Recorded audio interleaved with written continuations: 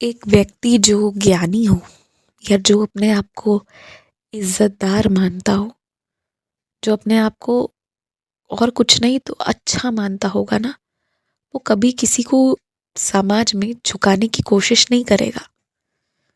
ज्ञानी हमेशा जो पढ़ाई लिखाई होती है या जो व्यापार होता है उसी से नहीं, किसी भी क्षेत्र का ज्ञानी हो सकता है जिसे मंदिर के बारे में ही ज़्यादा अच्छे से सब कुछ मालूम हो, वो उस जगह का ज्ञानी है। जिससे अच्छे से ये पता हो कि आरती कैसे होती है, कैसे थाली सजती है, कैसे भोग लगता है, वगैरह वगैरह।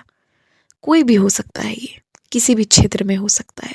ज्ञानी हो सकता है कोई बड़ा क्षेत्र हो, कोई बड़ा जगह हो, कोई बड़ी सीमा हो सकता है कोई छोटी सी जगह हो सकता है कोई छोटा सा समय हो जिसकी पूरी जानकारी हो और इसलिए वो ज्ञानी हो, है ना।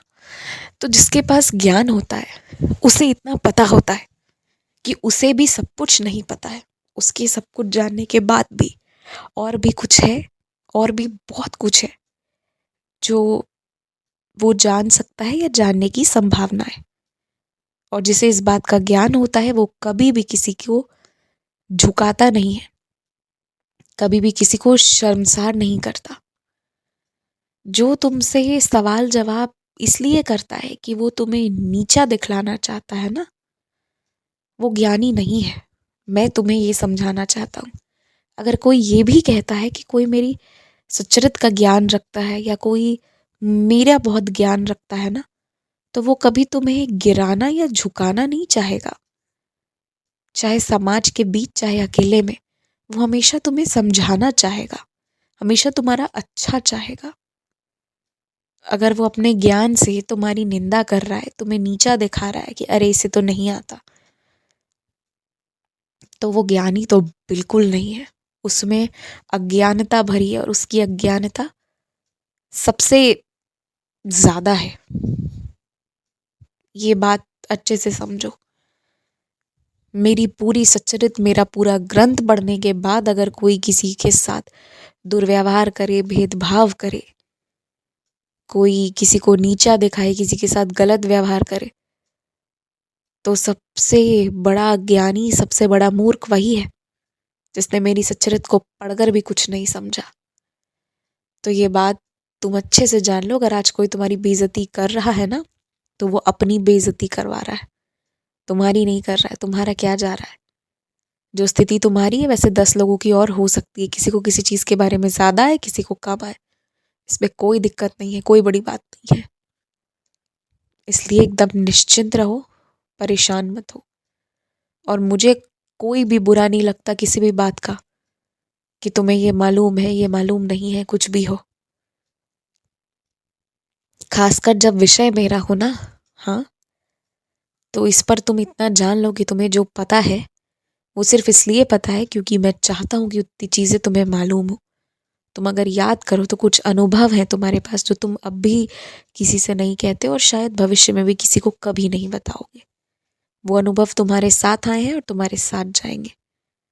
क्यों ऐसा है? क्योंकि तुम्हारा मेरे ऊपर एक अलग आस्था है, तुम्हारी मेरे साथ एक अलग संबंध है और मैंने भी कुछ अलग तरीके से कुछ चीजें तुम्हें समझानी चाहिए।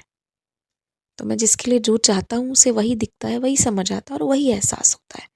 तो मेरे विषय में कुछ गलत या कुछ सही जैसी कोई बात नहीं है। जिस पर जैसी जितनी कृपा होगी वो वही समझेगा। जिसने मुझे कफनी में देखा वो मेरी उसी रूप का ध्यान करेगा।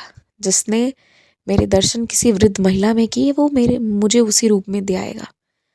जिसने मुझे अपने माता पिता में देखा वो अपने माता पिता पे ध्याएगा। जिसने मुझे किसी बच्चे के रूप में देखा वो मुझे वहां ढूंढेगा। पर ये सब मेरी मर्जी से होता है कि मैं किसको कहाँ देखूंगा। इसमें किसी की मर्जी नहीं चलती। इसलिए सबके अनुभव, सबकी बातें सही है, गलत किसी की नहीं है, पर उनके खुद के लिए। तुम्हारे लिए क्या सही है ये तुम्हें मुझसे बात करके सीधे पूछना चाहिए। पूरी दुनिया से बात कर सकते हो, मन से अपने बात कर सकते हो, मेरे से नहीं कर सकते। मेरी से बात करते वक्त तुम्हें लगता है कि साई बोलते हैं या नहीं, मेरी से बातें करते वक्त 100 सवाल आते हैं मन में तुम्हारे। ये गलत बात है। पिछले 2-4 दिनों से जो भी तुम सपने में देख रहे हो वही सही हो रहा है। और अगर ऐसी स्थिति बार बार हो रही है तो सुबह जो दिखता है ना, अगर कुछ गलत दिखे तुरंत विनती करो, फिर वो चीज़ तुम्हारे आसपास भी होगी तो तुम लोग पर नहीं होगी, तुम्हारे ऊपर कुछ नहीं होगा, भले वो घटना आसपास घटित हो, तुम्हें बस जानकारी मिलेगी कि ऐसा कुछ हुआ था। और मैं ये जो भी प्रक्रिया कर रहा हूँ, मैं इसे तुम्हें ये समझाना चाहता हूँ कि तुम्हारे सपने, तुम्हारे जगी हुई अवस्था में, हर अवस्था में मैं तुम्हारे साथ हूँ। और जो हो रहा है तुम्हारे जीवन में मेरी मर्ज़ी से हो रहा है, इसमें किसी की कोई चाल नहीं है, सब मेरी मर्ज़ी से। तुम अगर कुछ देख रहे हो या नहीं देख रहे हो, तुम्हें कुछ सत्य का ज्ञान हो रहा है या नहीं हो रहा है, सब में मेरी मर्ज़ी है। इसलिए तुम्हें फ़िक्र नहीं करना है, जो हो रहा है सब अच्छा हो रहा है, क्योंकि मर्ज़ी मेरी चल रही है, तुम्हारी भी नहीं चल रही यहाँ तो। आयुष्मान भवा।